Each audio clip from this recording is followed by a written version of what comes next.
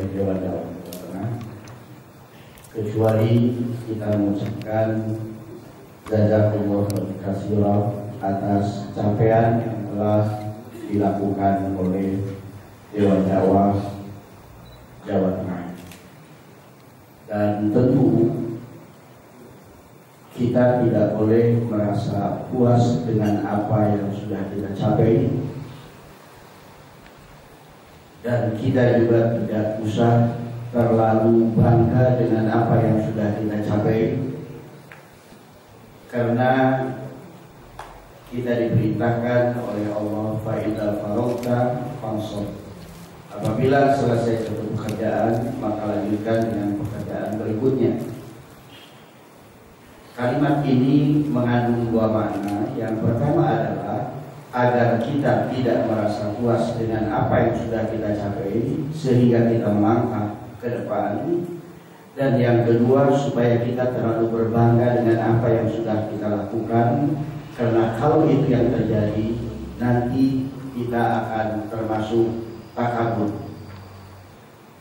Mungkin satu di antaranya, selama dalam perjalanan Dewan Dakwah nyaris tidak pernah ada dulu laporan seperti ini, karena mungkin yang dulu itu tawadhu, takut disebut ria atau apa. Tetapi di dalam kehidupan kita sekarang ini itu sangat dituntut adanya keterbukaan, karena sekarang ini kita lebih banyak menggunakan dana dari umat kita.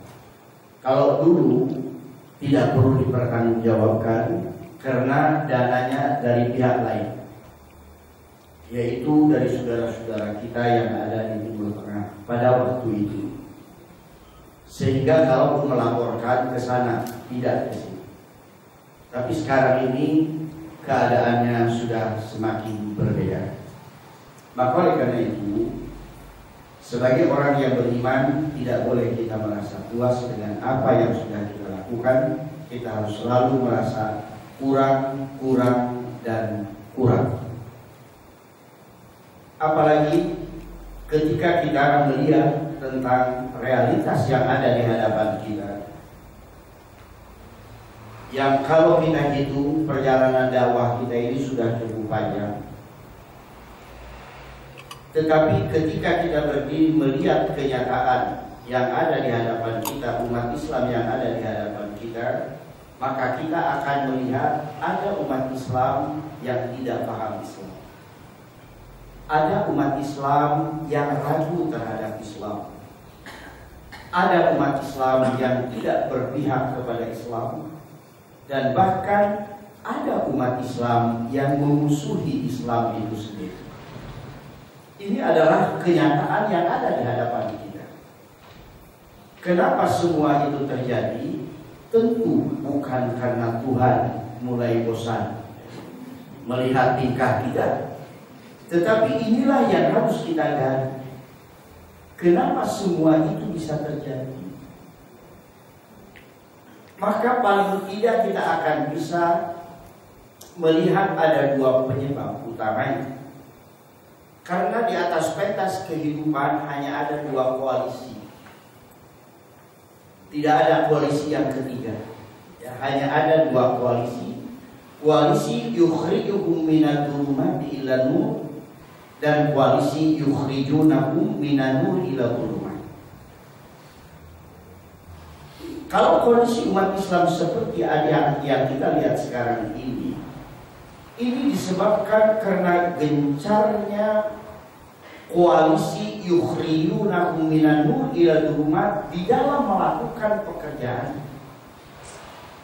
sehingga melahirkan umat Islam yang tidak paham Islam, umat Islam yang ragu terhadap Islam, umat Islam yang tidak berpihak kepada Islam, dan bahkan umat Islam yang memusuhi Islam. Itu karena kerja-kerja mereka. Apa yang mereka lakukan? Mereka selalu mengajak kita untuk kembali menjadi orang kafir.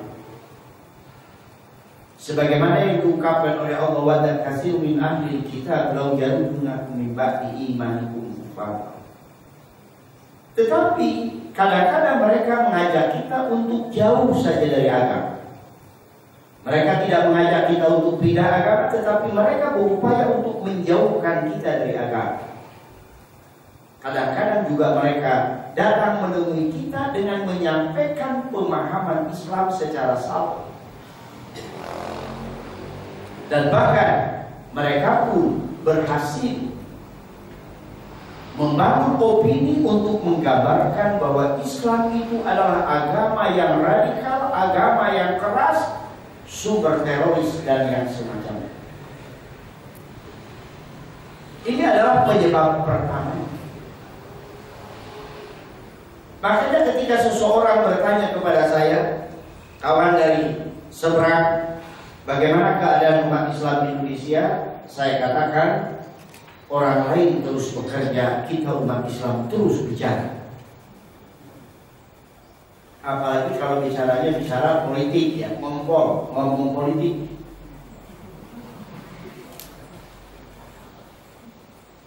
Kemudian penyebab yang kedua adalah karena belum optimalnya dakwah yang kita lakukan.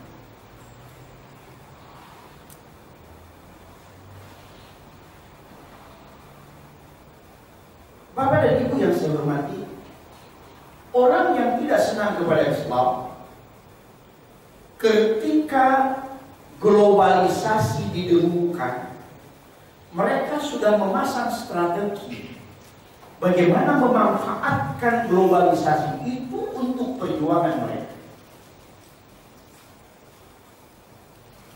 Kita tahu era globalisasi itu ditandai dengan adanya ledakan teknologi komunikasi dan transportasi. Sehingga karena ledakan teknologi komunikasi dan transportasi itu ada yang hilang. Dan yang hilang itu adalah jarak. Disitulah terjadi pertarungan dan pergumulan kebudayaan, pertarungan dan penggumulan antara yang hak dengan yang batil. Mereka mampu memanfaatkan fasilitas yang dimilikinya, sementara kita terlambat menggunakan itu. Apalagi kalau yang menjadi ukurannya saya termasuk orang yang gaptek, gagal teknologi. Kadang-kadang handphone pun hanya bisa untuk telepon orang dan menerima. Lebih dari itu udah bingung.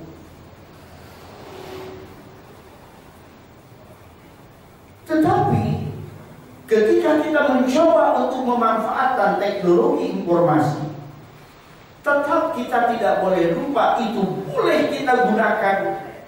Tetapi dakwah yang menyentuh dan menyapa umat tetap harus dilakukan. Jangan karena sudah maju di bidang teknologi komunikasi, kita berdakwah di dunia maya, tapi kemudian kita lupa menyentuh umat kita yang ada di bawah. Kita harus mampu menggabungkan dua kemampuan kita. Terlepas daripada suka atau tidak kemenangan Jokowi, karena kemampuan dia dalam menyapa orang yang ada di bawah, kemudian sapaannya itu dieksploitasi oleh media sehingga sepertinya benar.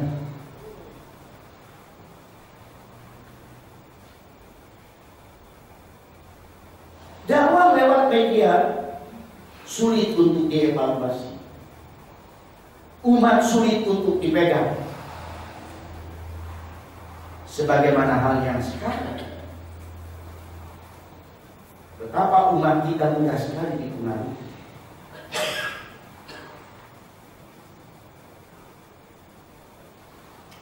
Tantangan berikutnya, mulai Januari 2015 ASEAN Community sudah mulai berlaku.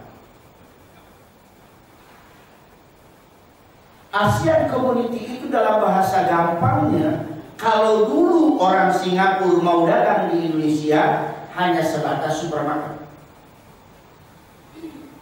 Tetapi setelah ASEAN Community, orang luar negeri boleh jualan di Indonesia sampai di lampu-lampu merah dan masuk ke gang-gang kecil. Artinya apa? Pertarungan peradaban, pertarungan kebudayaan, pertarungan nilai semakin dekat. Semakin dekat.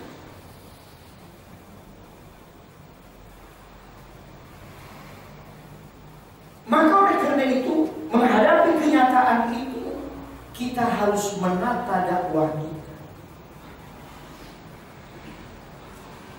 Yang paling pertama harus kita tata adalah bahwa kita harus mampu menanamkan di dalam pikiran dan hati kita bahwa dakwah itu bukan hanya sebagai sebuah kewajiban, tapi dakwah juga adalah sebuah gerakan.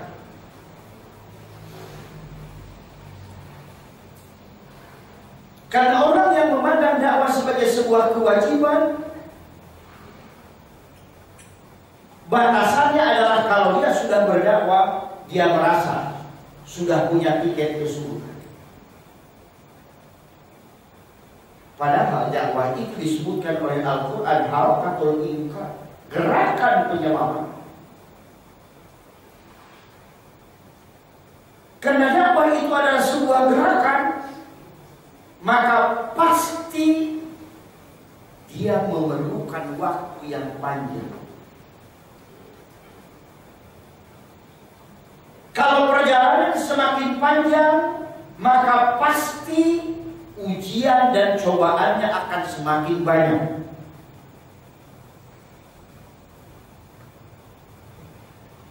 Itulah yang sering muncul dalam ungkapan kita, dakwah kita ke depan semakin berat. Dakwah kita ke depan semakin berat. Kalimat itu secara psikologis sangat berbahaya. Dan dalam kaitan dengan akidah juga sangat berbahaya. Kenapa?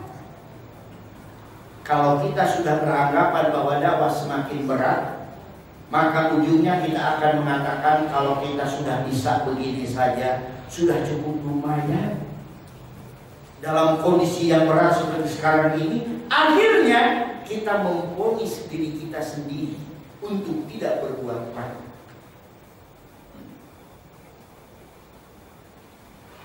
Dalam kaitannya dengan akidah, sikap yang seperti itu adalah melawan apa yang dikatakan oleh Allah, la yukallifullahu nafsan illa wus'aha.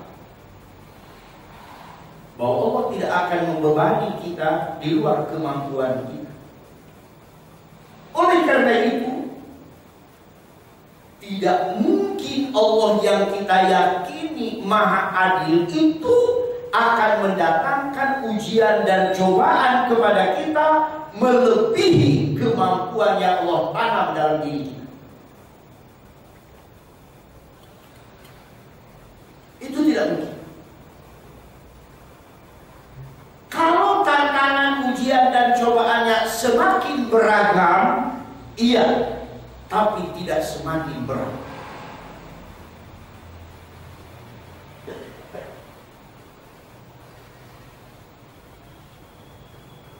Justru kita harus memotivasi diri, dan Allah sudah memotivasi kita. Fa inna ma'al usri yusra. Di balik kesulitan itu ada kemudahan. Artinya apa? Allah ingin mengatakan kepada kita, kalau kamu beriman, bahagialah kamu ketika banyak menghadapi ujian dan cobaan itu. Dan kemenangan itu berada di balik itu.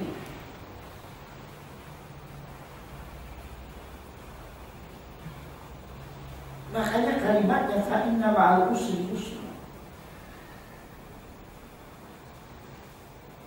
Tidak diungkapkan di balik kemudahan itu ada kesulitan, tidak. Ayatnya tidak begitu.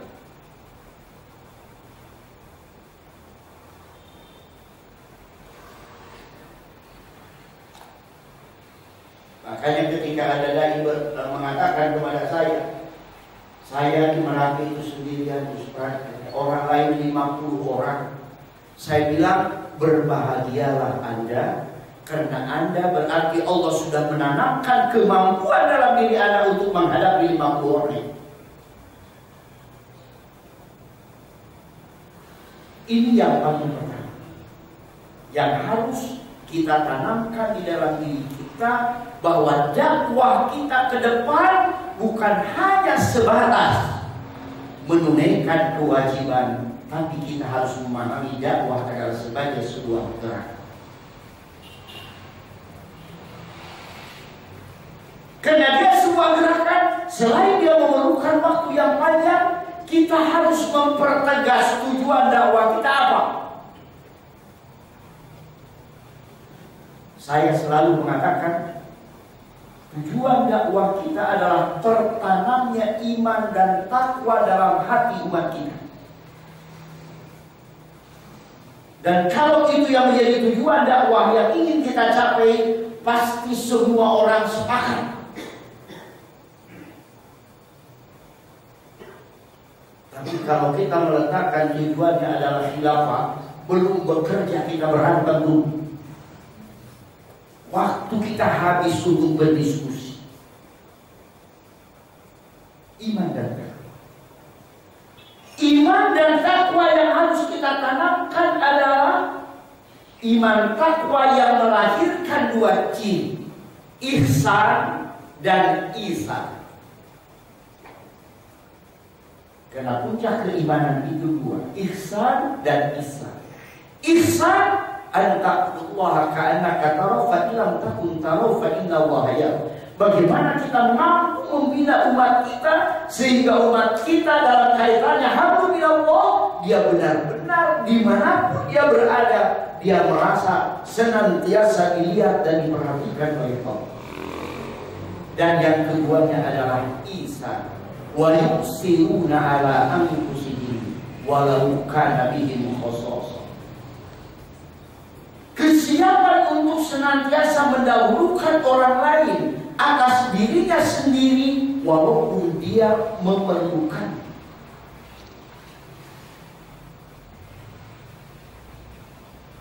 Karena itu pernah saya sampaikan kepada Ustaz Alis,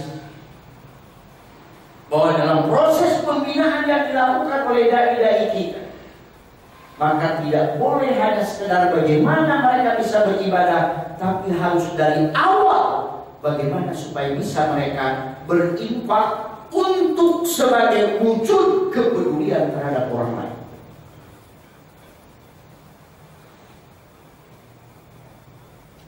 Saya ingin mengatakan ini karena perjalanan kita ke depan akan menghadapi beberapa tahapan-tahapan yang menuntut kesiagaan kita sejak sekarang. Kita sudah dengar Menteri dalam negeri kita menyatakan bahwa dana hibah akan dihilangkan karena banyak digunakan oleh ormas Islam pada saat pilkada. Bantuan sosial akan dikurangi karena terjadi banyak penyimpangan. Apa artinya?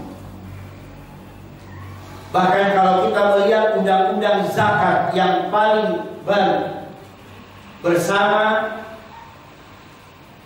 peraturan pemerintah, maka semuanya harus sentralisir. Kalau selama ini misalnya ada rumah sakit mengumpulkan infak, melakukan zakat dan sebagainya, nanti dia hanya sebagai UPC, unit pengumpul zakat, tetapi hasilnya harus disetorkan ke Basnas pusat. Karena itu sekarang orang banyak berebut untuk menduduki posisi di Basnas, di Badan Zakat Nasional.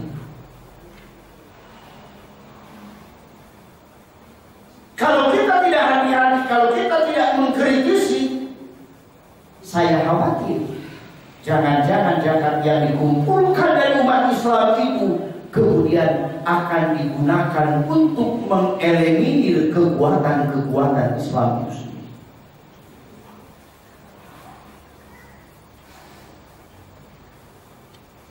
Satu situasi Indonesia berbeda dengan Gaza. Kalau Gaza sudah ketahuan ditembak mati, insya Allah masuk surga. Kita di sini tidak ditembak, tetapi isi hati kita dirusak. Kita masih tetap hidup, tapi kita menjadi calon penghuni neraka. Ini adalah sebuah realitas yang harus kita hadapi sekarang.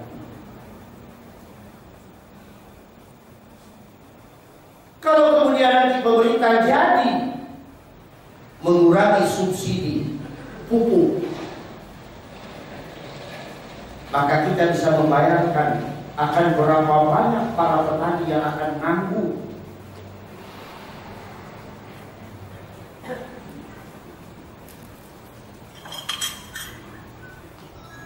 Di sisi lain, kita didina-bobokan dengan kenaikan UMR.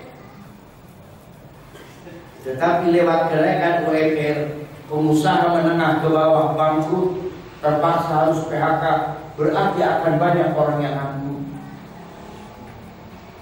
Kalau banyak orang yang seperti itu biasanya itu sumbu pendek, nggak bisa disulut sedikit langsung meledak. Dan setiap meledak, kalau dia terjadinya dari umat Islam, maka kemudian Islamnya yang akan dievaluasi oleh mereka. Karena itu kita harus membangun kekuatan dari Allah. Dalam proses pembinaan yang harus kita lakukan, maka hendaknya membiasakan untuk hablum minallah dan juga membiasakan untuk menghidupkan hablum minannas yang diwujudkan dalam infak walaupun hanya 100 rupiah atau 1000 rupiah yang bisa dia berikan. Karena sangat boleh jadi dia infak 1000 sehari itu adalah pengorbanan terbesar bagi orang.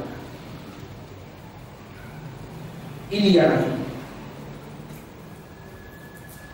so, kalau saya perhatikan dari laporan itu dari IDC-nya itu lebih banyak daripada yang lain. Padahal itu dipungut dari 1000 dari satu orang 1000. Ini ternyata menunjukkan kepada kita efektivitas gerakan itu, dan sekaligus orang-orang itu adalah orang yang terbina secara baik oleh kita.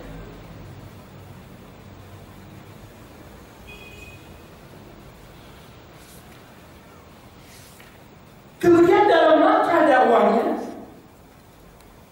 maka kita harus mengambil langkah-langkah yang strategis.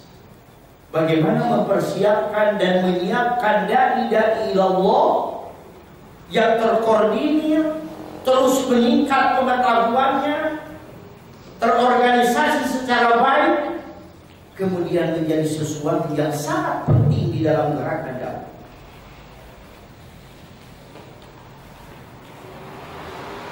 Pasukan kita harus benar-benar kita pahami, kita kenal luar dalam.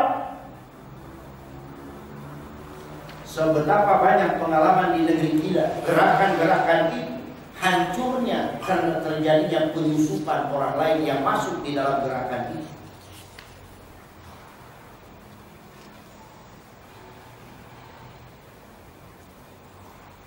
Kita sama-sama tahu Front Pembela Islam yang dipimpin oleh Habib Rizik dulu disebarkan kemana-mana, tukang malak orang, tukang meres orang, dan seterusnya.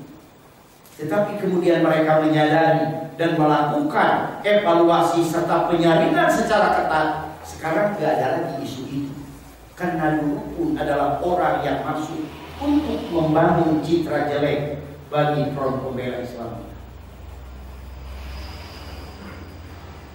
Padahal jasa Front Pembela Islam ketika tsunami yang menemukan Kapolres yang selalu dianggap berhadapan dengan Front Pembela Islam, yang menemukan mayatnya itu Front Pembela Islam.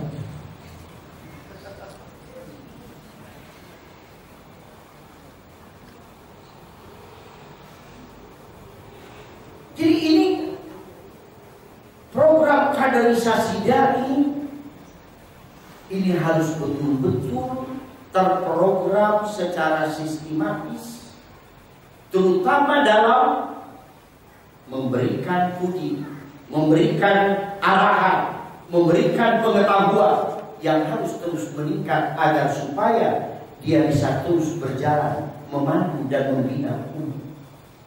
Sekali lagi saya mengatakan, saya sangat setuju dakwah lewat media, tetapi dakwah yang menyentuh masyarakat, menyentuh umat tidak boleh ditinggalkan. Karena yang disentuh oleh kita, insya Allah dia tidak akan berubah pikir. Tapi kalau yang dia terimanya hanya dari media, jangan-jangan di tengah jalan kemudian berubah pikiran.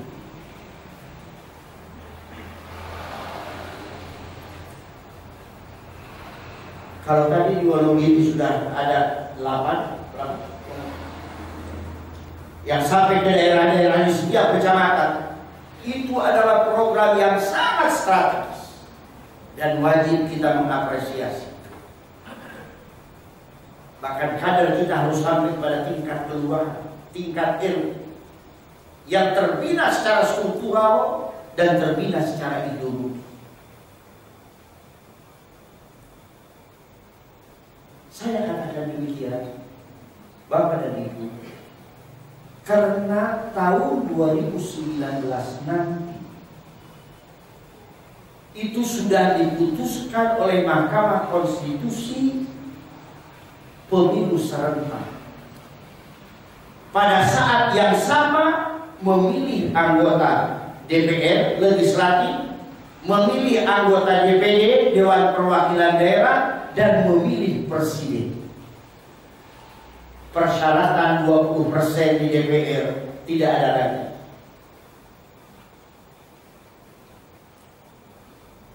Dan kalau kita lihat dalam pemilu-pemilu yang lalu, yang memenangkan itu adalah uang,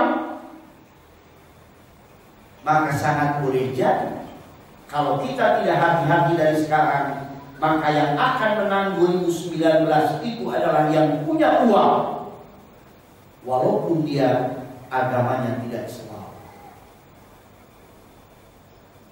Dan kalau kemudian itu terjadi, akan menjadi sejarah tersendiri bagi Indonesia.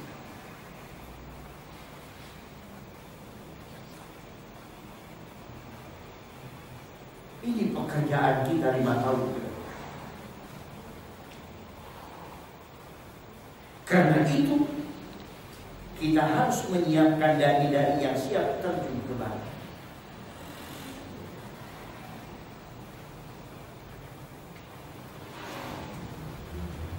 Jakarta sudah bergeser. Sepanjang sejarah Jakarta belum pernah Jakarta gubernurnya yang tidak sekolah.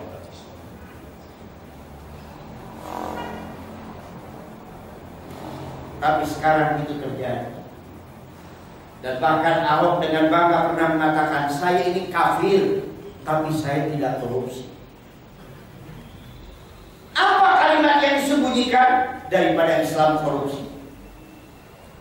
Tidak dia sebutkan itunya, tetapi mafhum mukhalafahnya itu.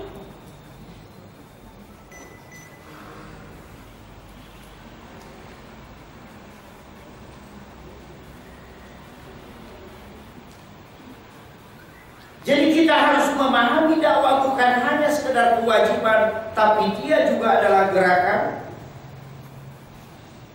Karena itu kita harus merencanakan dakwah yang strategis, jangka pendek, jangka menengah, jangka panjang. Apa jangka panjangnya? 2019.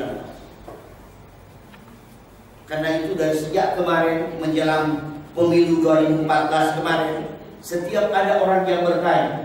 Ketika kawan-kawan dari Majelis Mujahidin datang menemui saya, dari Ansarut Tauhid datang menemui saya, bertanya bagaimana 2014, saya katakan Dewan Dakwah tidak berpikir 2014. Yang kita pikirkan adalah 2019. Karena di situ titik krusial. Tetapi kalau kita mau bergerak dari sekarang, mau berbuat dari sekarang, maka kemenangan berada pada tangan. walaupun tidak mudah menghalangi orang supaya tidak menerima uang. Saat kemarin ada seseorang yang bisa saya percaya bercerita bahwa di Kepri, Kepulauan Riau, ada satu kabupaten, ada 3 yang bukan Islam. Dia masuk ke DPRD 3-3-nya, dan dia masuk ke sana itu setiap satu suara dia bayar 2 juta. Kalau persyaratnya harus 10.000 orang saja, 10.000 kali 2 juta.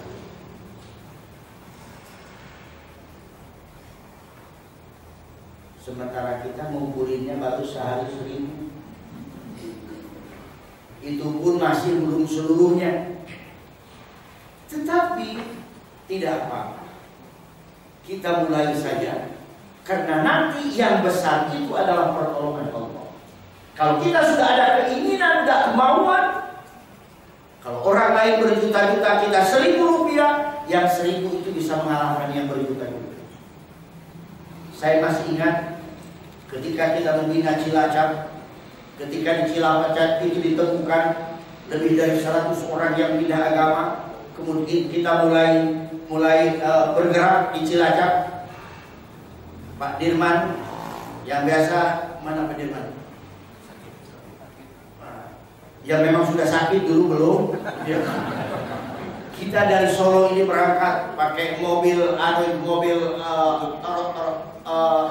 roti tawar itu, kayak roti tawar. Dengan saudara Basirun kita berangkat dari sini malam sampai ke sana pagi. Kemudian kita membina 12 angkatan, kita bina Cilacap itu. Dan mereka, siapa yang bisa membawa orang masuk sekolah Kristen dapat hadiah kambing 1. Di gereja kambing itu kumpul. Maka kita pun mengimbangi, kita kirim 2 ekor kambing. Yang penting ada perlawanan.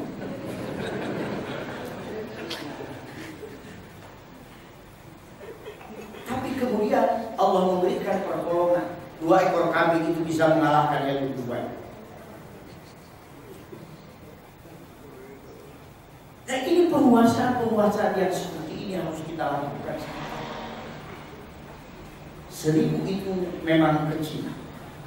Tetapi dengan kita berinfak 1.000 itu berarti kita punya keinginan untuk berbuat menegakkan Islam. Itulah yang akan mengundang pertolongan Allah. Kita nggak mungkin menang tanpa pertolongan Allah.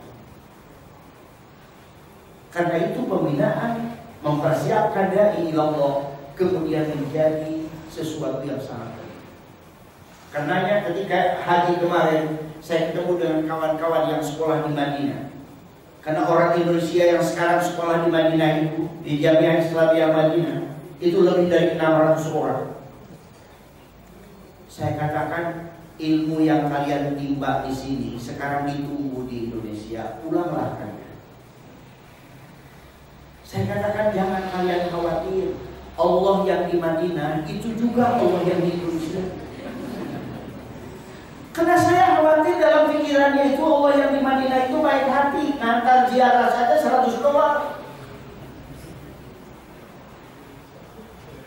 Allah yang di Indonesia itu juga bergantung kembali kepada hati kita.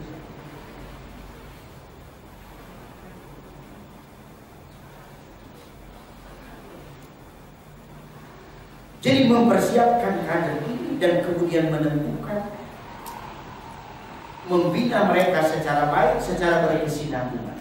Kemudian yang berikutnya dalam langkah dakwah itu harus menjadi perhatian kita bagaimana kita membuat satu pelatihan untuk guru-guru. Sebab Bapak dan Ibu, guru-guru sekarang ini itu sedang menghadapi kebingungan nasional. Karena kurikulum 2013 belum dipraktekkan, kata menteri yang sekarang itu salah kurikulum itu.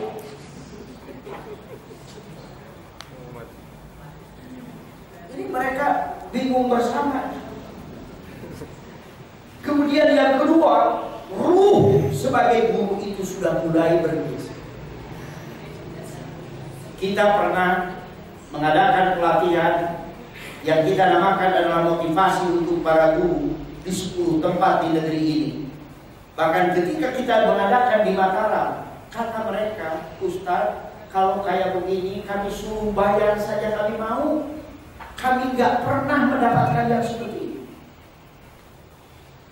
Yang sering kita dengar dari kepala sekolah, hati-hati, UN besok harus 100%.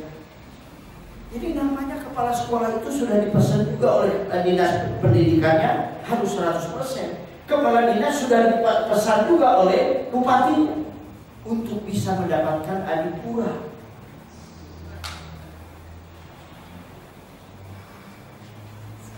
Ini yang harus kita.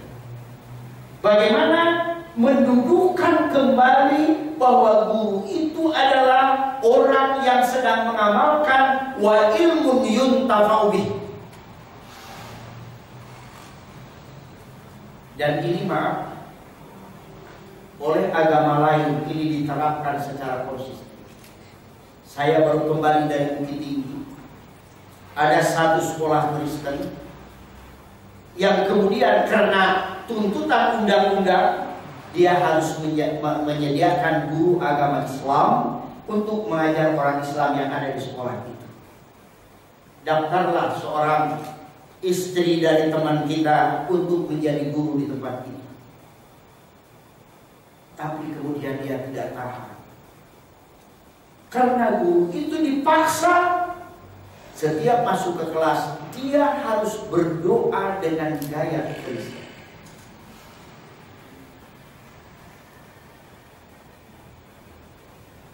Seluruh kebiasaan yang sudah diterapkan di sekolah itu harus diikuti. Dia tidak tahan, kemudian dia keluar. Tapi di sekolah-sekolah Islam kadang-kadang terlalu longgar. Jadi mempersiapkan dai, kemudian kita membina guru-guru yang mungkin dimulai dari kepala sekolahnya dulu, kemudian guru-guru. Kalau tadi SD di Purwokerto muridnya ada berapa? 1.500. Kalau sehari 1.000 saja itu sudah cukup besar dari anak-anak SD. Tentu kalau kita melakukan sentuhan-sentuhan seperti itu, karena sekolahnya adalah milik kita. Bahkan ketika kemarin saya di Padang rapat dengan rumah sakit Islam, saya katakan setiap kwitansi saya usulkan biaya dokter sekian, untuk obatnya sekian, infak sekian. Kalau ada yang bertanya, kok ada infak? Infak itu kapsul model Rasulullah. Karena salah satu cara pengobatan cara Nabi itu adalah dengan infak. Itu semuanya bisa berjalan. Kemudian yang ketiga, kita harus segera mensilaturahmikan pengurus-pengurus.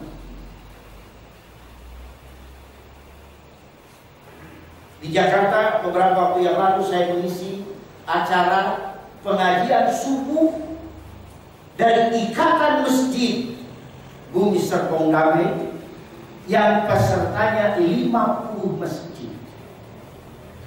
Mereka memiliki program, mereka memiliki kajian, dan kalau ini berjalan secara baik, karena masjid adalah satu tempat yang tidak bisa diintervensi oleh siapapun, dan kita jadikan masjid itu menjadi masjid online, sehingga Dewan Dakwah tinggal mengirim ke masjid-masjid itu berita, dan kemudian pemerataan berita lewat masjid kemudian menjadi terjadi. Wujudkan, tanamkan di dalam hati pengurus masjid bahwa tugas pengurus masjid bukan hanya sebatas membetulkan genteng yang bocor, tetapi yang paling utama adalah bagaimana mencerdaskan umat. Ini yang harus terjadi di dalam kehidupan kita. Kemudian yang berikutnya adalah mensilaturahmikan tokoh. Saya menangkap sesuatu yang mudah-mudahan tangkapan saya itu salah. Saya melihat ada titik-titik dan sumber-sumber yang akan terjadi di masa yang akan datang adalah adu domba terhadap umat Islam. Kalau dulu adu dombanya soal kunut dan tidak kunut,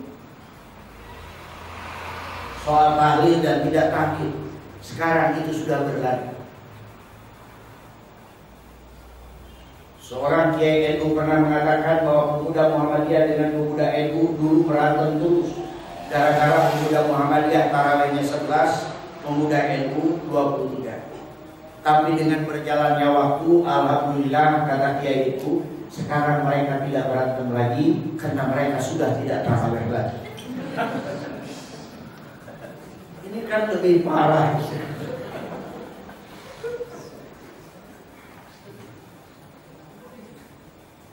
Tetapi saya melihat titik-titik ini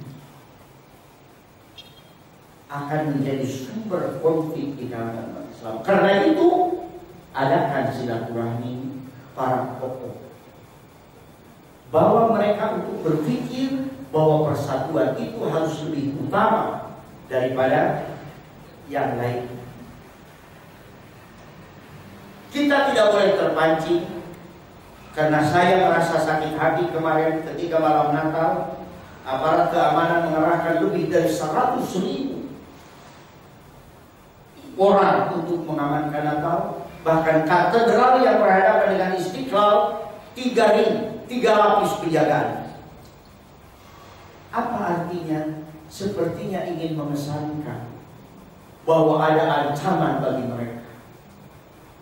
Dan pasti yang akan ditunggu adalah kita. Karena terpengaruh oleh itu, ada juga ormas Islam Jawa Tengah itu seingat saya 1.500 dikerahkan. Jawa Timur 1.250. Begitu juga Jawa Barat. Bahkan Muslimah Center kita di Jakarta yang bertetangga dengan Kristen, itu yang menjaganya adalah pemuda-pemuda dari ormas Islam tertentu. Ini yang akan menjadi sumber. Maka dengan adanya silaturahmi mudah-mudahan ini adalah tereliminir. Dengan itu kemudian kita akan bisa menyatukan orang. Perbedaan insya Allah bisa diselesaikan kalau sudah ada komunikasi dan silaturahmi. Saya kira itu beberapa hal yang penting yang barangkali ingin saya sampaikan pada kesempatan yang baik ini. Dan tentu kita sebagai mujahid dakwah tidak boleh ada satu peluang dakwah yang tidak kita manfaatkan. Tidak boleh ada satu peluang dakwah yang tidak kita manfaatkan. Karenanya kita di Jakarta sedang melakukan uji coba tentang Quranic School. Itu intinya anak-anak tingkatnya SMP menghafal Al-Quran, dan yang diajarkannya hanya pelajaran yang akan diujikan pada saat UN, sehingga anak-anak tidak terlalu bebannya terlalu banyak. Dan untuk ini namanya PKBM, Pusat Kegiatan Belajar Masyarakat, dan ijazahnya diakui. Karena itu anaknya saudara Adian Husaini 15 tahun, umur 15 tahun, sekarang sudah kuliah karena ikut program ini. Karena kurikulum kita terlalu banyak beban. Anak saya di Bekasi, karena di Bekasi maka ada pelajaran bahasa Sunda. Padahal anak saya nggak ada yang bisa bahasa Sunda. Tapi kalau ulangan selalu dapat 8. Bagaimana caranya saya juga nggak tahu. Nah yang seperti itu disingkir-singkirkan, intinya adalah menghafal Al-Quran, dan ini ijazahnya diakui. Dan bahkan yang menandatangani ijazah itu bukan kepala sekolahnya, tapi kepala kadep pendidikan. Dan kalau misalnya kader siaga tadi yang 10-10 kemudian dikasih kegiatan untuk itu, saya kira ini akan mempercepat. Karena kalau mereka sudah siap 1 tahun atau 2 tahun, maka dia bisa ikut ujian tanpa SMP itu harus 3 tahun. Tapi kalau mau alur yang biasa tetap harus 3 tahun. Karena berbagai-bagai kurikulum menjadi beban yang harus diikuti. Jadi peluang apapun harus kita manfaatkan. Saya kira itu sajalah yang dapat saya sampaikan. Sekali lagi saya memberikan apresiasi yang tinggi terhadap Dewan Dakwah Jawa Tengah yang telah melakukan lompatan yang begitu luar biasa, baik dalam kegiatan maupun dalam dana. Walaupun pernah ada yang petugas yang saya bentak ketika jaga sumur yang ada di Pemalang dan Merapi itu, karena erupsi dia lari. Dia telepon, ini Ustaz sekarang dalam panas terasa di sini, jadi kami lari. Saya bilang, enggak, kamu pulang. Kalau orang lari itu karena memang takut mati, saya bilang ente ditugaskan di situ untuk mati di situ. Tapi akhirnya diangkut juga sama polisi itu. Nah, ini peluang-peluang yang ada kita manfaatkan, dan insya Allah hal-hal yang seperti itu harus kita betul-betul lihat. Dan saya sangat mengarahkan Dewan Dakwah dengan Majelis Ulama Surakarta mengawal kawan-kawan yang di Klewer itu, jangan sampai kemudian peristiwa di Pasar Tanah Abang terulang di Klewer, karena ketika dibangun maka harus membayar sekian miliar, akhirnya para pedagang kita tidak mampu, kemudian yang mengisi adalah yang mampu. Memang di Tanah Abang dihibur, dibikinkan masjid yang sangat besar, tapi kalau dulu adzan itu ke setiap lantai, sekarang sudah tidak ada adzan lagi. Nah, ini yang barangkali harus dikawal, dan sekarang agar supaya tidak terjadi hal-hal yang tidak diinginkan. Saya kira itu saja. Assalamualaikum warahmatullahi wabarakatuh.